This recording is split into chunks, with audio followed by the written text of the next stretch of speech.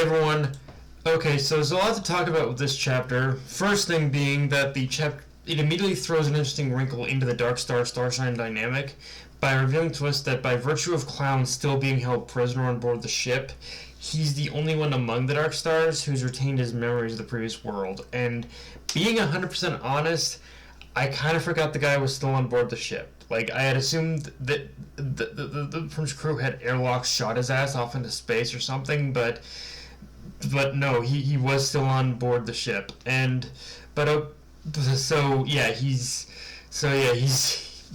unfortunately he's still as much of a psychopath as always. But okay, putting that aside though for a minute, the fact that he's the only one who's retained his memories of the previous world to me says he might be the easiest one to convince, and just in general provide it. I think just the fact that Clown has retained his memories, I think also provides more of a jumping off point of where to start in terms of not only convincing the Dark Stars to join forces, Dark Stars and Starshines to join forces, but also possibly how to reawaken the memories as well. In fact, we already see a bit of a bleed over effect in this chapter with Ivory when after being touched by Clown's gas, so to speak, we then cut to the memories Pino is experiencing and Ivory of the past remembering Shiki's name. And I think part of that,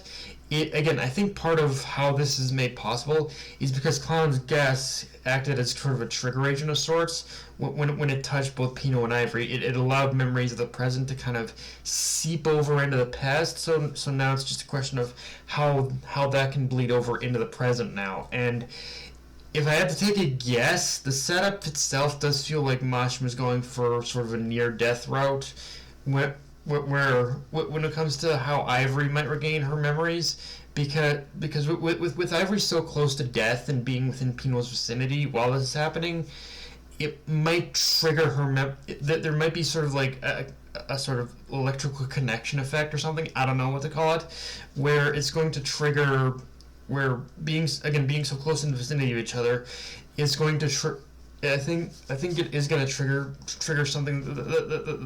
I think something is going to be triggered that's going to allow Ivory to regain her to get her memories back. Again, pure speculation, and I got nothing to back it up at other than a few context clues of what Mashima chose to focus on within the chapter. But it's kind of that's kind of how I'm basing this on right now.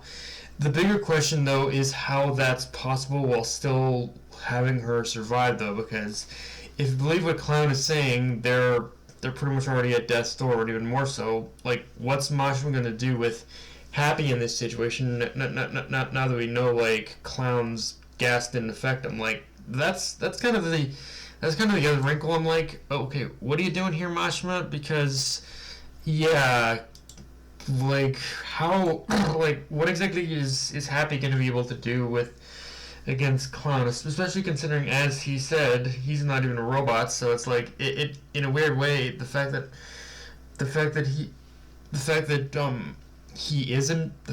Happy isn't a robot anymore, it's kind of both the strength but also a detriment to him, and the fact that, yeah, the gas doesn't affect him, but what pretty much can Happy even do against them? That's the other thing about it. Like, what's Mashima setting up here? I guess it's just a question of, like, what are you setting up here, Mashima? What's the angle you're going for here? I really want to know that much. But okay. With that said, let's get to the other big reveal of the chapter, which is that upon boarding Eden's One, Shiki comes face to face with Lightning Law, which in itself, I like how Mashima was so nonchalant about it. Like, he didn't even bother building it up. Just said, yeah, he's here and ready to wreck shit. So like, I appreciate just not kind of like waiting any longer before we got introduced to Law. But with that said, the fact that Law is here kind of feeds into what I had said last chapter, that Shiki and Homura were walking into a trap. But in Homura's case, her trap is going to be pretty interesting, but also I'm not gonna lie, if Lightning Law is here, then the trap Homura is gonna fall into is gonna be even worse. Because the fact that Law is here must mean that an introduction to Lady Freya probably isn't too far behind, with Homer being forced to face her. Yet at the same time, I can't lie, Homer versus Freya is a matchup I am much more curious about, simply because if the description of her is true, that Freya is the warrior that has reached the pinnacle of martial arts, then that would mean Homer fighting her would in effect serve as like a final test to truly see if she has surpassed Valkyrie in strength. And that's kind of what concerns me here, because even more so, because if Mashima is setting it up in this way, then that means Valkyrie probably isn't long for this world much longer. As much as I want her to survive, the fact that Mashima is likely going to put Homura through that trial to begin with says all I need to know about Valkyrie's fate. Maybe he'll throw us a curveball and surprise us, but for right now, whether it's through Brigandine or one. Yeah, I don't believe.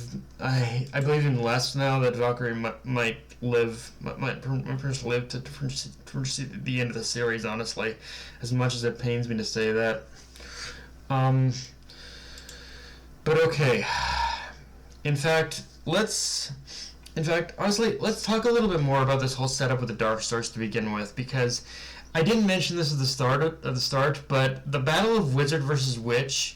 Wizard's response to Eden Zero being destroyed was his only purpose is to kill Witch, which pretty much says everything we need to know that this ultimately is kind of like a kamikaze attack. The Dark Stars, or at the very least Wizard, went into this knowing full well they're just being used as a means to an end. Sacrificial pieces used to take other star shines and then be killed themselves, whether it's through the destruction of Eden Zero or whatever kind of play, whatever kind of plan one pretty much is cooking behind the scenes, out whether it's going to be out on the battlefield or Valkyrie's fighting or elsewhere, which isn't surprising in itself, but more so it does get a lot darker when you consider Wizard was fully accepting of this fact and still went along with it. Like the fact that Wizard blindly is going along with all this says to me that yeah, he really doesn't care about his life anymore.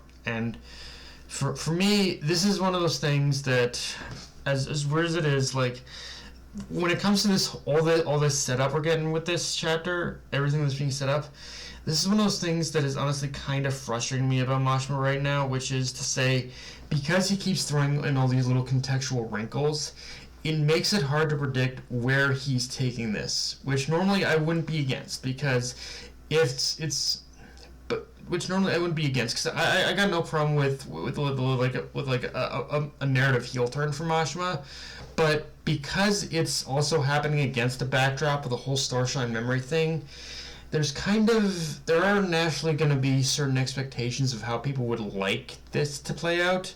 But again, because of these wrinkles, it makes it all the more frustrating in knowing what direction Mashima is even taking this in, like, and how exactly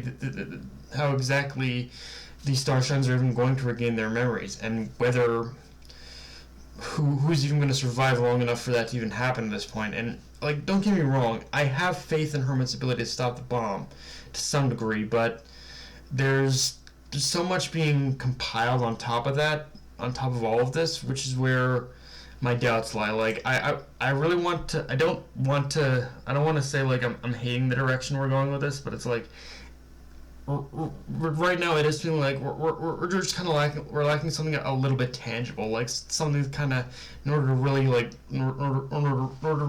kind of grasp onto. It feels like something is lacking in that department, I guess you could say. But yeah, guys, that's pretty much all I got for this review. If you enjoyed the video, like, comment, subscribe. Follow me on Twitter, Analyst Crunchyroll. Be sure to notification bell, hit the subscribe button, and just share the video around, guys. Dark Knight of MMA signing off. Later, everyone.